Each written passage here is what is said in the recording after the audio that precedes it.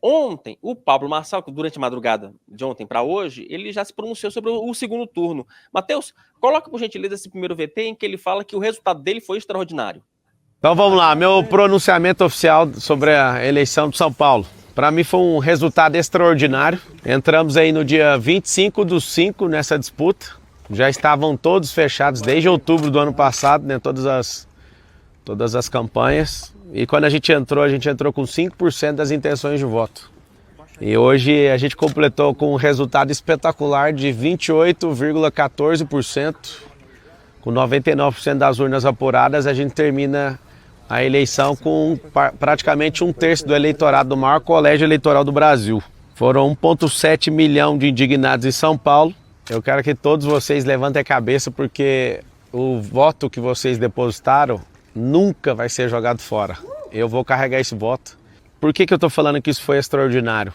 Zero de dinheiro público, nunca ninguém chegou tão longe sem fazer uma campanha sem esse dinheiro público. Sem padrinho político, sem tempo de TV, sem máquina municipal, estadual, federal, sem apoio de grandes lideranças políticas. Ao contrário, né, os 4 principais candidatos com mais de 100 milhões de reais me trituraram em televisão, rádio e internet. E além disso eu tive todas as minhas redes sociais derrubadas. Para mim uma decisão completamente desproporcional, mais de 20 milhões de seguidores. Mas eu entendo, também tive a segunda conta derrubada, apesar dela não estar demonstrando perigo, porque pelo episódio a própria Meta derrubou a postagem e eu não insisti em descobrir nada. Assim como a própria Meta também falou da outra vez que não tinha justificativa pelas políticas da rede social, a primeira ter sido derrubada, mesmo assim fomos lá e abrimos uma terceira conta em 3 horas e meia, 1,1 milhão de pessoas começaram a seguir e foi derrubada também. E a gente não desistiu. Então, a vitória eu dedico a esse resultado à vitória da esperança. De fato, vamos lá, vamos aos números. De fato, o Pablo Marçal, ele é um personagem vitorioso mesmo nessas eleições. Porque é o seguinte, vamos lá, vamos aos números totais. O Ricardo Nunes, com a Prefeitura de São Paulo, com apoio de Tarcísio de Freitas, com maior tempo de propaganda na TV e no rádio, ele conseguiu 1.800.000 votos. Guilherme Boulos, com 60 milhões de fundo partidário, com apoio do presidente Lula, com apoio da esquerda, conseguiu 1.700.000 votos. Pablo Marçal, com os seus cortes, com as suas polêmicas, com as suas redes sociais e com aproximadamente 3 milhões ali de doações que ele conseguiu ao longo da campanha, acho que um pouco mais, se não me engano. Ele teve 1.700.000 votos. Só para vocês terem uma ideia do que isso representa, em termos de perspectiva, em 2022, o presidente Lula obteve em São Paulo 3,5 milhões de votos. Jair Bolsonaro, no primeiro turno, teve, se não me engano, 2.600.000, 2.700.000 na capital paulista. Tá? Então, assim, olha só aonde que ele chegou. Um outro dado, em 2022, o deputado federal mais bem votado foi Guilherme Boulos, com 1 milhão de votos. Ou seja, vejam aí que ele já tinha um capital político de 1 milhão de votos, e aí agora ele vai para o segundo turno com 1.700.000 votos. Quer dizer, ele cresceu numa disputa majoritária ali, 700.000 votos. Carla Zambelli teve a segunda colocação na disputa pela Câmara dos Deputados com 946.000 votos e o Eduardo Bolsonaro 741. Quer dizer, vejam, senhores, que o capital político do Marçal, ele não é nada desprezível. E ele, sem dúvida nenhuma, Duda e Alê, ele vai ser um player importante para 2026. E ele já deixou muito claro que está de olho sim em 2026. Ale ou Duda, quem quer começar? Posso deixar o Ale agora? Ale, manda, por favor, levanta a bola, querido. E primeiro eu queria pedir um favorzinho para o Matheus. Matheus, você viu aí que eu te mandei um vídeo que é um comercial de 2002 da campanha do Lula, que é basicamente assim: Só para vocês saberem, assim, em termos de marketing político, a campanha que talvez tenha chegado no estado da arte do marketing político na história do Brasil foi a campanha do Lula de 2002. Né? Todo mundo reconhece, aquela única que João Santana e Duda Mendonça fizeram juntos. Né? Depois eles se separaram, aí o Duda Mendonça foi para um lado, o João Santana foi para outro, o Duda Mendonça foi na CPI lá em 2005, foi aquela confusão que todo mundo lembra, e aí o Lula seguiu com o João Santana. Mas, em 2002, o João Santana ainda era sócio do Duda Mendonça, dois dos maiores marqueteiros políticos da história do Brasil, e eles juntos trabalharam para eleger o Lula em 2002. E daquela campanha vitoriosa, e reverenciada como estado da arte do marketing, se destacou um comercial, que era um comercial de televisão, que filmava um rapaz falando: eu sou o João, eu sou brasileiro, eu estou com o Lula. Não sei se vocês lembram disso.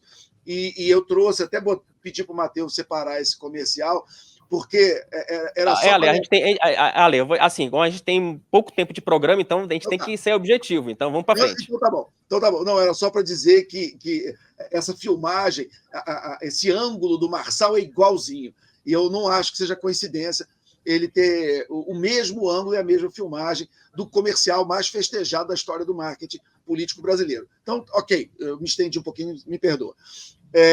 Em relação ao Marçal, eu já disse, eu acho que ele realmente é um vencedor nos objetivos dele, até porque ser prefeito de São Paulo, que é uma cidade complicadíssima, maior cidade da América do Sul, sabe? É muito difícil você usar a cidade de São Paulo como trampolim político. Vamos olhar para trás na história, quantos prefeitos de São Paulo, você lembra do Jânio Quadros e tal, um ou outro, mas no geral, ser prefeito de São Paulo, como já foi Fernando Haddad, como já foi José Serra, como já foi Marta Suplicy, enfim, tantos outros, esse trampolim da Prefeitura de São Paulo, que é uma coisa muito comum quando um partido escolhe um candidato a prefeito de São Paulo. Olha, nós vamos botar você porque é a grande vitrine, da Prefeitura você vai ou para o governo de São Paulo ou vai para a presidência da República. Na prática, isso não acontece. Tá?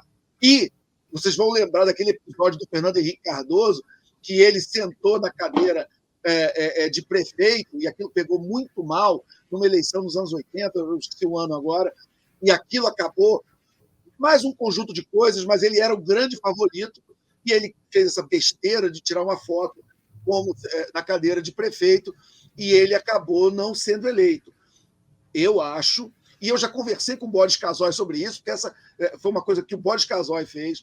O Boris Casoy fala: o Fernando Henrique deveria me agradecer, porque se ele tivesse ganhado aquela eleição e tivesse sido prefeito de São Paulo, ele nunca teria sido eleito presidente da República. E eu acho que faz sentido esse argumento. Então, eu acho que o Pablo Marçal, de certa forma, ele teve a maior vitória possível. Ele mostrou que ele é um candidato extremamente competitivo, que ele tem um capital político muito grande, e ele não teve que administrar São Paulo, o que poderia destruir qualquer chance dele ter uma continuidade de carreira política ou a presidência da República daqui a 2 anos. Então, como eu já falei algumas vezes, repito, ele é candidatíssimo e muito competitivo à presidência da República daqui a 2 anos. Duda Teixeira, e você, o que você acha, meu amigo? O que eu vejo é que nós temos aqui no eleitorado, tanto de São Paulo quanto do Brasil, umas pessoas que estão desanimadas com a política, reclamam da política e são mais propensas a acreditar num líder que aparece de fora, um outsider, com um discurso meio que messiânico, com um ego super inflado e vou mudar tudo, né? O Bolsonaro já atendeu esse público lá em 2018, né? E vinha com um discurso muito antipolítica, muito realmente de um cara que vinha de fora, né? O Marçal, o Bolsonaro hoje não exerce mais esse papel porque nem pode, né? Ele é do PL, faz ali todas as negociações por trás com os governadores, com os candidatos, com o Valdemar Costa Neto. Então, o Bolsonaro não é mais esse outsider. O Marçal mostra que pode ser. O problema dele é que ele é tão outsider, tão antipolítica, que ele sabota a própria candidatura, né? Ele estava crescendo nas pesquisas anteriores da semana passada, e aí na sexta-feira joga nas redes esse laudo falso falando do Guilherme Boulos, e aí isso aí é um problemaço para ele, bem no momento em que o eleitor está acordando de manhã aqui em São Paulo e falando em quem que eu vou votar para não ter uma vitória do Guilherme Boulos, né? Todo mundo que era de direita estava pensando, voto no Nunes ou voto no Marçal? Quem que vai ter mais chance? E aí, realmente, ele implode a própria candidatura. É o momento Carla Zambelli do Marçal, quer dizer, ele tem dificuldade realmente de entrar na política.